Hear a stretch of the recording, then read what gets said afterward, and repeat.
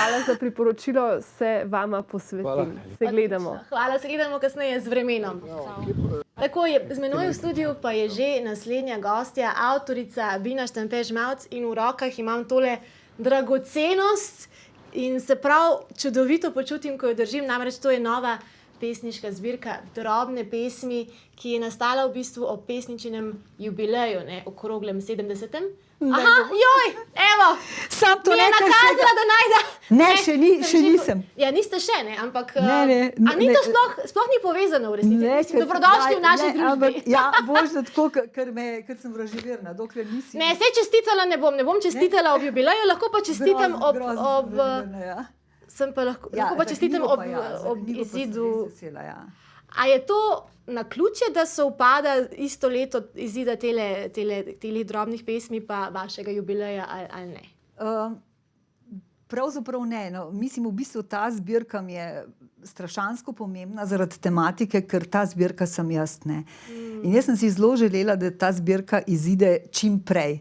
Ampak veste, kako je s temi pri nas, knjigami to ne gre kar tako, ne moraš čakati in potem gre od založbe. In ko sem poslala v založbo Sodobnost Internacional, v bistvu sem poslala čisto tako. Ne, nisem še z njimi sodelovala, se pravi, ne vem, seveda vedeli so, kdo sem, ampak jaz sem rekla, kar bo pa bo. Kaj ste izbrali ravno njih? Jaz sem prej to zbirko že nekje imela, pa se niso nekako odločili, zato ker se jim je zdela dosti težka za mlade. Ampak jaz sem prepričana, da mlade podcenjujejo. Ker jaz kot otrok sem brala knjige za odrasle in potem kot odrasel sem brala knjige za otroke. Če je dobra literatura, ni meja. Ni meja in jaz pri tem vztrajam. No in gospa Jana Bauer je bila pa takoj navdušena in tudi zaradi, seveda, verjetno je tudi se potrudila, da je to šlo točno zelo hitro, zaradi tega, pač, kot vi pravite, jubileja, to so ta pravlična leta, na katera nočem misliti, ker so tako dokončna. Vse so pravlična? Ja, ampak dokončna tako, se mi zdijo. Bojim se, dokler še kar odlašam, ker še ni. V glavnem, in potem je čudovito sodelovanje, moram reči, hvala lepa založbi, ker je izjemno profesionalna, s krasnim sodelavcema in predvsem, da sem dobila to, kar sem si želela za ilustracijo, Andrejo Peklar, ki je prečudovita umetnica. Ja, lahko pokažem recimo eno ilustracijo, ker sem ravno odprla. Res so čudovite ilustracije, celotna vizualna podoba, že velikost je ravno pravšna in vse. Se mi zdi, da že ko sem jo prejela v roke tole zbirko, mi je že to nekaj dalo, preden sem sploh kaj prebrala. Hvala lepa. Tudi meni. Kako to, da ste si tako zaželeli prav to ilustrator? Jaz sem Andrejo seveda poznam že, ker pač spremljam to profesionalne deformacije, ampak tudi ne samo zato, ker slikarstvo je moja tudi ljubezen, tako dobri slikari in ona absolutno to je. Vrhunska umetnica, mi so pa že skupaj naredile knjigo, tudi pesmi, ampak zelo, zelo drugačnih, tako bi rekla, matematika na komičen način. Naslov je Čarimatika. Čarimatika. Ja. In v bistvu za vas je kar značilno, da si radi takole malo sestavljate besede po svoje in izmišljujete tudi svoje besede. A se kakšna takšna pojavi tudi v tej morda jih je nekaj, ampak jaz te neologizme potem ponavadi, ki jih naredim, to pride vedno tako, da je nekako v skladu s tem. To ni nikoli prisiljeno, ker drugače ne deluje. In nekatere, kot Snež roža, ali pa recimo Tihnina, uporabljam kar potem večkrat v svojih pisanjih. Tako, ker se mi zdi škoda, ker se nekako usedejo, recimo izraz za tišino, ki je tišja od tišine, je zame tihnina in meni je to tako lepa, prav čutim jo kot volumen tišine. Res je, prav fizično se občuti beseda drugače, da je, kot volumen tišine. Ima svoj voluminozna je, ja. Tudi beseda gard roža se pogosto pojavi. Kaj je to gard roža? Gard roža je staro slovensko ime iz gartelcev slovenskih, zato sem jo tudi uporabila. Gard rože so imele naše babice v svojih vrtičkih, ki so jim rekli gartelci, poleg šlajerja, nageljčkov, dišečih in tega. In jaz to seveda zelo dobro poznam, ker je botanika moja totalna strast. In seveda se mi zdi to tako lep izraz, ne, ki evocira neko preteklost, se pravi neko dediščino našo, ne, ki jo nosimo v sebi zavedno ali pa nezavedno. In se mi je zdelo čudovito, ne, vrtna roža, nekako bi človek rekel, ne, in dejansko vrtnica to je, ne, tudi ta izraz, ne. Tako da, pa tudi recimo nekako se mi zdi v sorodu z Rose, ne, in tako, nekako v tem smislu. Vse v bistvu drugače v vaših pesmih so pogosto motivi narave in tega. Vam je narava zelo blizu, greste pogosto sami tudi v naravo?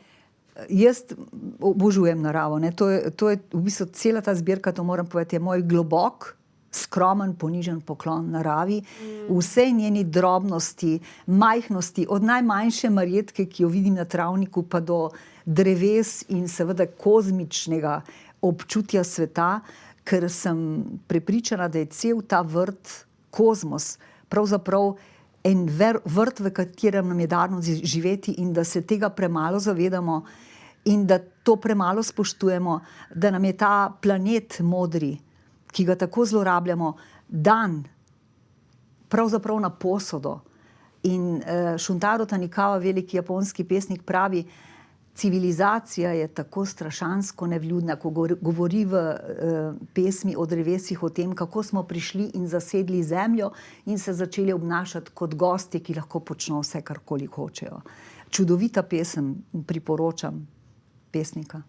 Hvala za priporočilo in hvala za te besede. Tudi jaz sem v teh besedah zdaj začutila, malo sem kar ganjena, kako dejansko ljudje ne ravnamo tako s tem, kar nam je dano na tej zemlji. In kako ravno vi, poeti, dostikrat na to opozarjate in v nas prebudite ta čustva, da potem dejansko tudi mi lahko drugače funkcioniramo kot ljudje. Ali je to tudi na nek način namen poezije?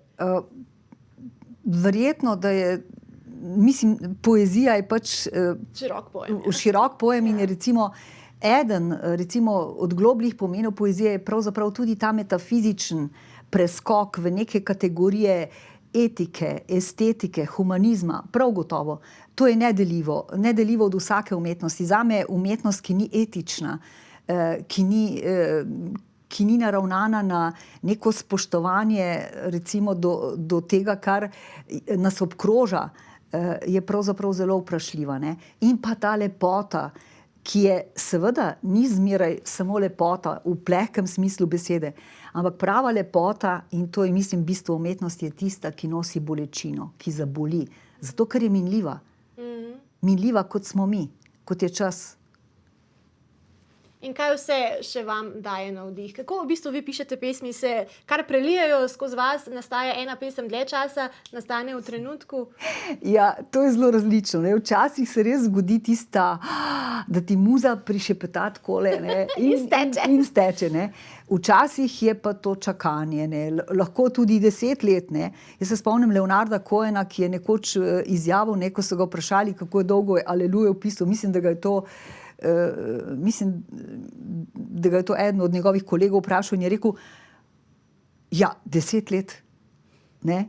Mislim, jaz sem se prav zasmejala, ne? Ker če človeku to poveš, reče, ta je pa kar slab pesnik, ne? Če more toliko časa čakati, pa res ni nad z njim. Ne? Tako, skratka, ja, mislim, zelo različno, ne? Ampak jaz resnično še vedno verjamem v muze. Brez navdiha nikoli ne pišem pesmi. Pesmi brez navdiha so prazne, zagotovo. Seveda pa potem sledi ta racionalizacija, obdelava oddaleč, ko se ti posvetiš temu, da brišeš tisto pretirano čustvenost, balast in tako naprej. Neusmiljeno, kot je rekla. Izčistite potem. Ja, absolutno. Kot je rekla Vislava Šimborska, ko so jo vprašali, zakaj je na podelitvi Nobelove, zakaj je tako malo pesmi napisala, mislim, da samo 250, je rekla, ker imam koš za smeti. No, tukaj se jaz pridružujem njenemu mnenju, ne. Pa tudi čas ni tukaj vedno merilo, tudi vi ste skovali časolje, ki je ena taka skovanka, da včasih res nastane v trenutku, včasih pa 10 let, pa je ista lepota in isto v bistvu. Tako, absolutno, ne. Vedno je treba čakati, ker tudi na Rimo, ne. Rima je pravzaprav kot kadenca v glasbi, ne. Se pravi, nek smiseln vsebinski poudarek, to je neločljivo povezano z vsebino. Prazne rime, to je samo en zvočni balast in okrasek, ki ne pomeni ničesar. Mora biti nekaj Ja, zadaj. absolutno. Hvala za enkrat, mi da bomo zdaj šle Hvala lepa, tudi vam. malo v praznino, ne?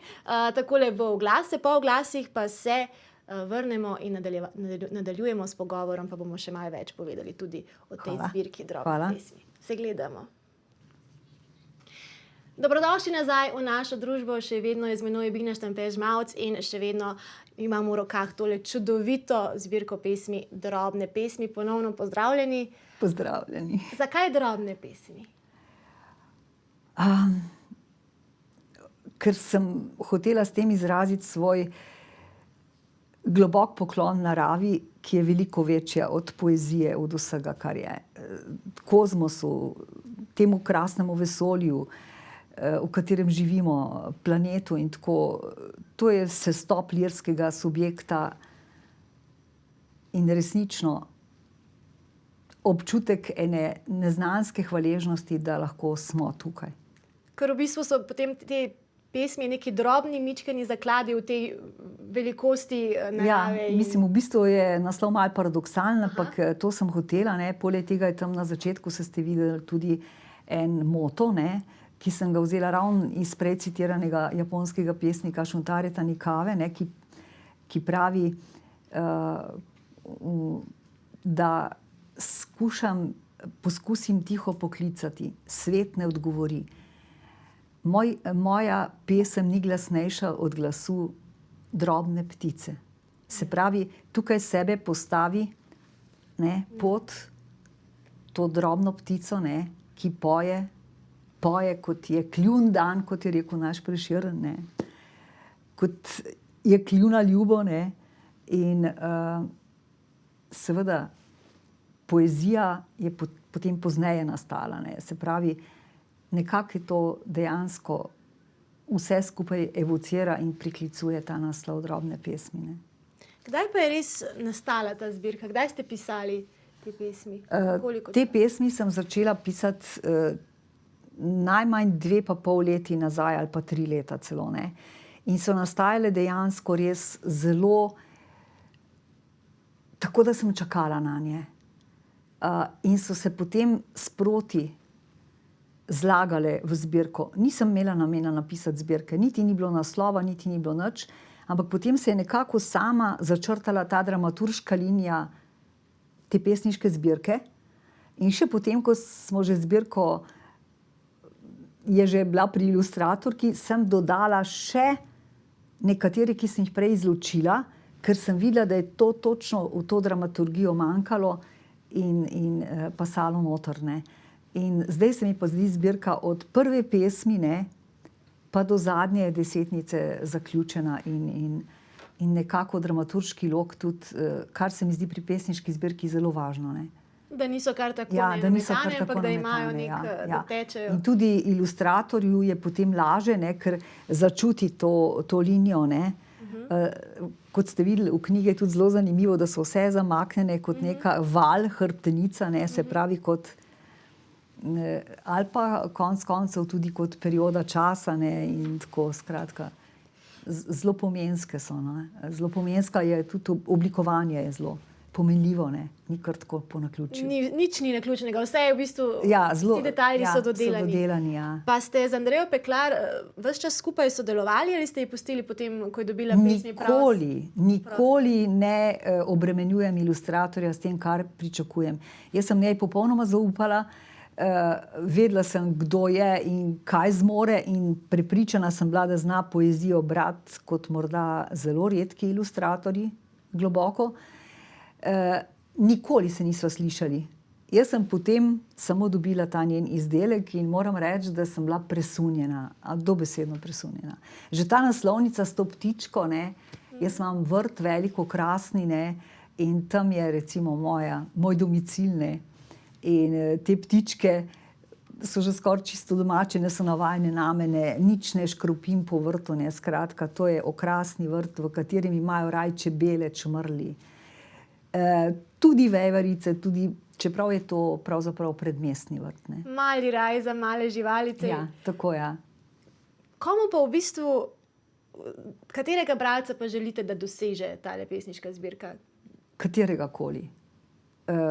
Mislim, da morda bo celo kakšen zelo mlad bralec, recimo, ne, ker so zelo različne, zelo različno dojemajo poezijo in poleg tega poezija, ne, se lahko tudi neverbalno, recimo metafora, je recimo čisto neverbalno otroku lahko dojemljiva skozi neke čudne stvari, ki so vgrajene v nas, zato ker tukaj gre za ta nezavedni kolektivni spomin, ki je vseh nas, ne?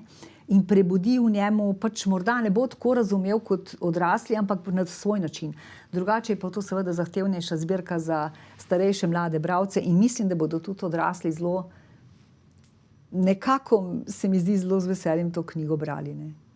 Večina pesmi je svetlih, ne, take svetle, prav neka svetloba ven iz njih seje. Ena je pa malce temnejša, ne, Otroci pod temno zvezdo, ki je posvečena tudi žrtvam oziroma otrokom holokausta.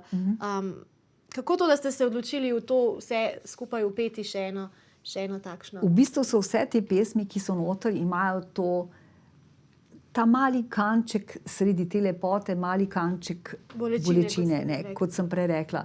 Brez tega ni dobre pesmi.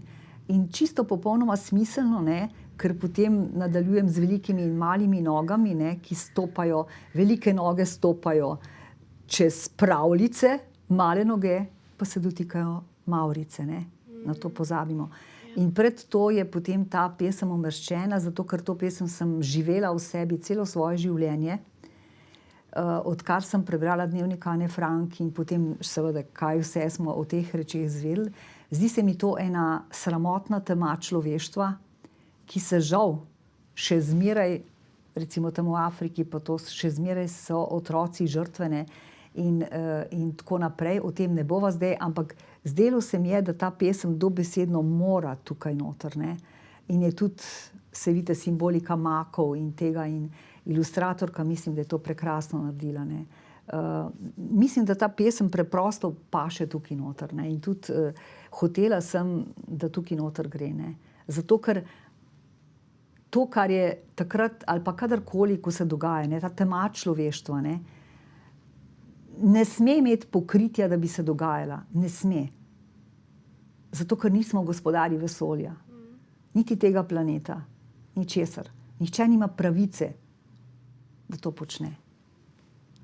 Je prav, da se potem takole, da se umešča tudi takšne vsebine, ker imajo svoj pomen in tudi malo drugače se človek potem začuti. Mislim pa, da je to izjemno poetična pesem tudi sicer, ne, da je povedana na takšen način, ne, da človeku nekaj prebudi v njem in to je tudi konec koncev namen poezije. Ne.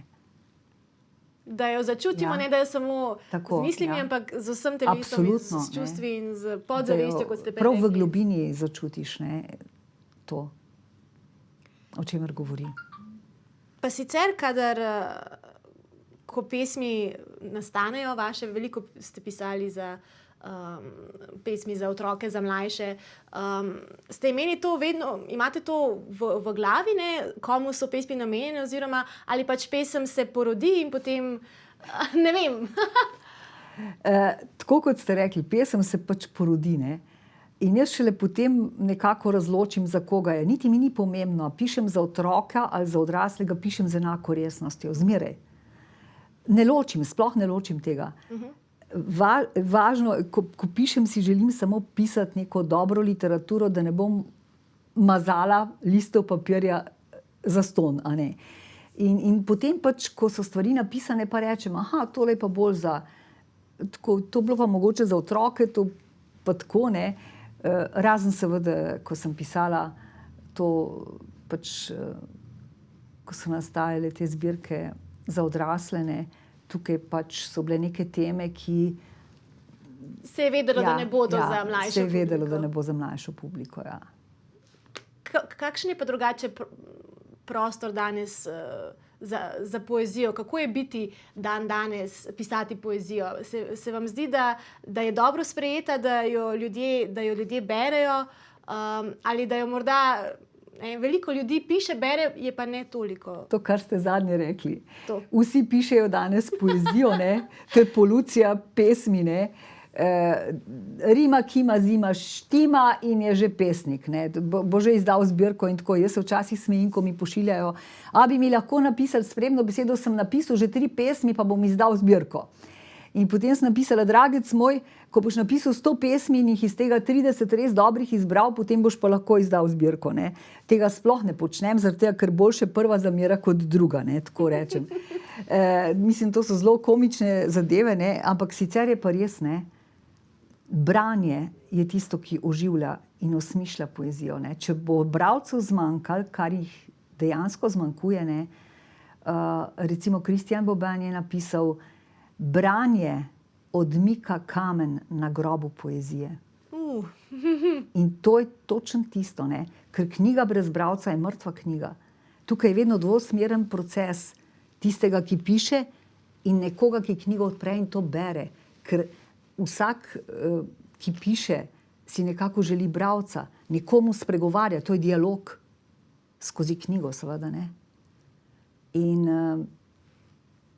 tako da, ja, mislim, da bralcev zmanjkuje, ne. Ker nekateri sploh niso nikoli brali poezije, pišejo pa zdaj poezijo, ne. To ne gre. Jaz sem v svojem življenju prebrala toliko knjig poezije že od otroških let in to za odrasle poezijo, ne. Pri 6 sem začela s Prešernom. Pa mi ni bil nič težak. Danes pa vse v učbenikih, ja, to je pretežko, to je pretežko, pretežko. Nič ni pretežko, ne. Gre samo za način. Drugače bere otroški bralec, ne, pesem kot odrasel. Absolutno, ja. Morda jo na nek način celo bolje začuti, ne, ker nima nekih drugih ker nima nobenega balasta okoli sebe, ne. Ga ne učijo, da morajo analizirati vse skupaj. Ja, in točno to, ja. In v bistvu je tudi tako, ne, da od dobre poezije se še nihče ni pokvaril. Tudi najmanjši otrok, ne. Tako je. Hvala vam za obisk v studiu. S tole mislijo lahko zaključiva, razen če mi dovolite, da kakšno pesem preberem. Prosim, bom zelo vesela. Sem tule odprla ravno na sonetu, jutra pa mi smo dopoldanska oddaja. Ta mi je tudi zelo ljub, ja, ta mi je zelo ljub. Ko pesem molči, on stran besed, jutro napiše najlepši sonet. V tercinah tihote bolj bel kakor sneg, popek gard rože postaja svet. Pa smo še omenili gard rožo. Hvala lepa. Hvala tudi vam. Mi je bilo zelo prijetno. Upam, da vas nisem razočarala. Ne, sploh ne. Evo, ker neka živost je prišla tudi vame s tole zbirko in z vami. Tako da hvala za vaš obisk. Morda se pa vidimo še kdaj v kakšni drugi predstavitvi. Velja. Hvala lepa. Mi bomo šli zdaj v oglase, po oglasih pa bomo šli, od pesmi k naravi, k živalim, namreč Rok bo obiskal Zoo Ljubljana in govoril o sibirskih tigrih. Super. Se gledamo.